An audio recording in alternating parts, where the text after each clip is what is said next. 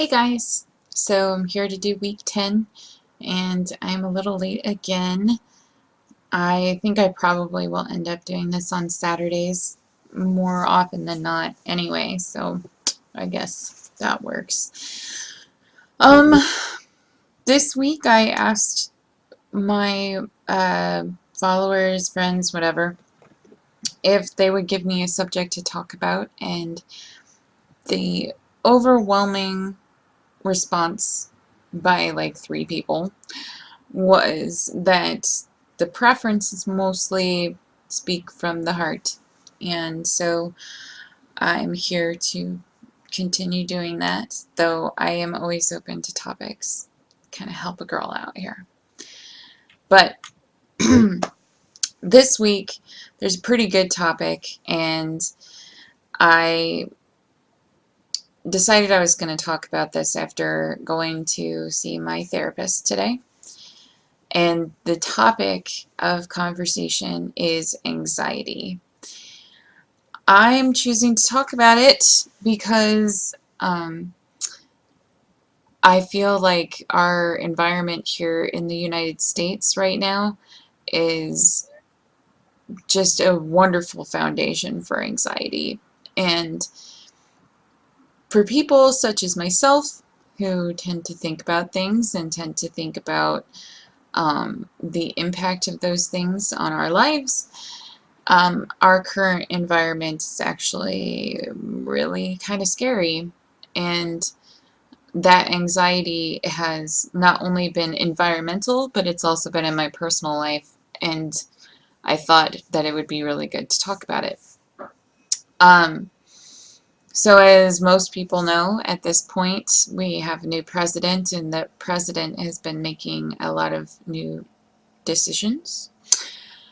And a lot of people have been going about it with like this attitude of, let's just wait and see what happens.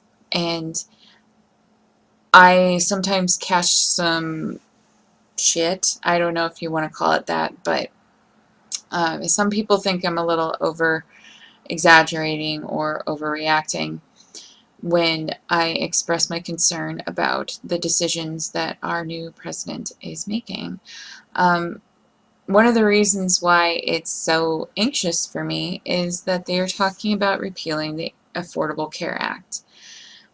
Now, a lot of people are mistaken in the sense that they think that the Affordable Care Act is only about whether or not you have to have insurance and the expense of the premiums through the health care exchanges and things like that. But what they don't really think about is the fact that the ACA also protects us from negative decisions or contrary decisions when it comes to pre-existing conditions.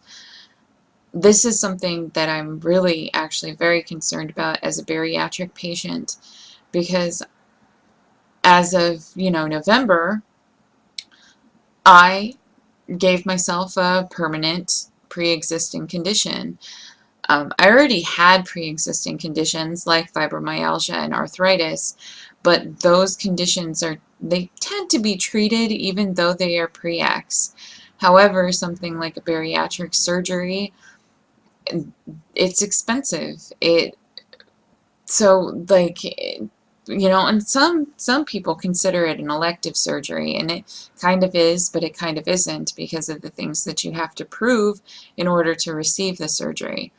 But when it comes to insurance, I would not be able to afford bariatric care if my insurance decided that they would no longer pay for it.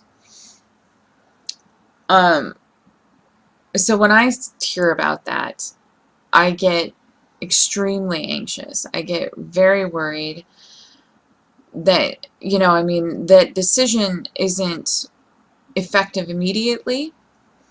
It isn't even effective yet. But if they decide to do that, and in the next 4 years, which is the most likely time for me to have problems, I could possibly lose my ability to have coverage for the bariatric support care that I need.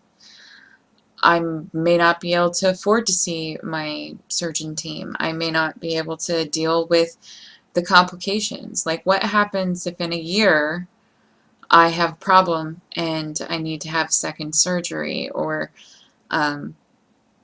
you know, like, when you take away pre-existing condition protections, your insurance can basically say, we're not covering it because it's associated with this illness that you had before we covered you.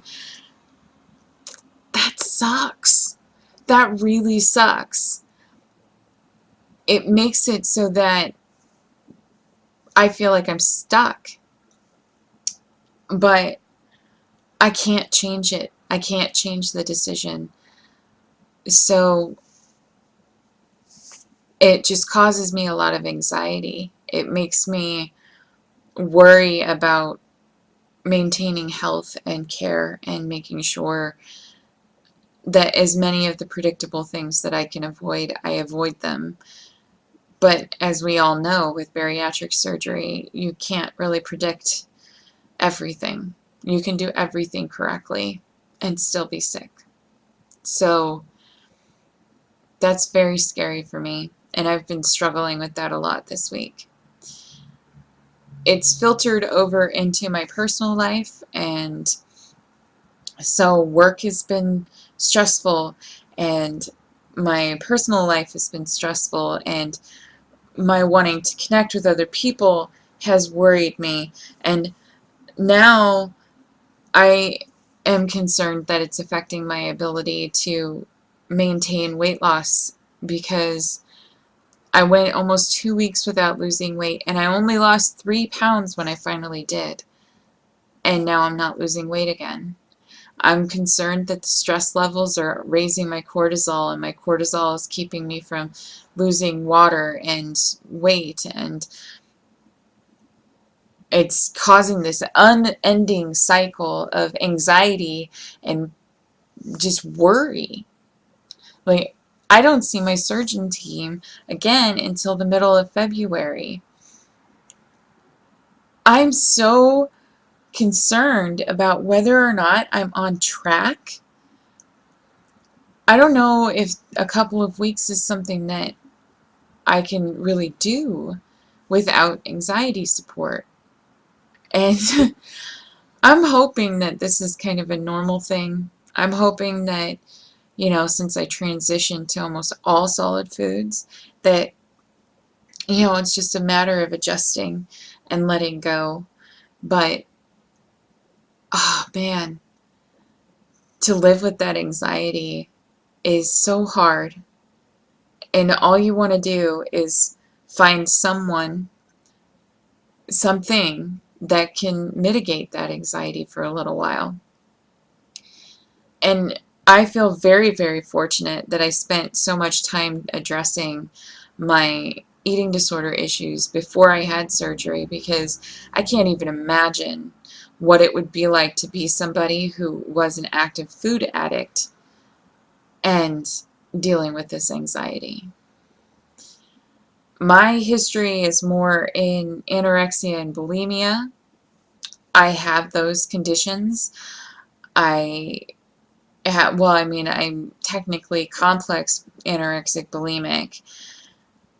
I'm in remission, recovery, however you want to put it, and that's the reason why I was allowed to have surgery. But I am constantly worried that my current environment and my current situation with my body is part of the unavoidable physiological changes that can happen when you're eating a very reduced calorie diet. And with me, before, about 15 years ago, it completely shut down my metabolism. So now I'm showing signs of hypothyroidism, and I'm so scared. I'm so scared that I'm not healthy. I'm so scared that no matter what I do, I'm going to stop losing weight, and I'm not going to work. It's not going to work. So I'm hoping to get more reassurance, and I guess this week the lesson is Try and live in the moment. Be mindful. Distract yourself from those anxieties. I've been trying my best to be more social and to do things like clean my apartment, do things that are tangible, visible, that I can see progress with. Because we have to give ourselves something. So I guess I'm going to continue trying to give myself something. Anyway, I'm going to go ahead and go. But that's what's been weighing heavy on my heart this week. If you'd like to hear me talk about anything else, let me know, and I'll be happy to make another 10-minute video about it. Alright, bye.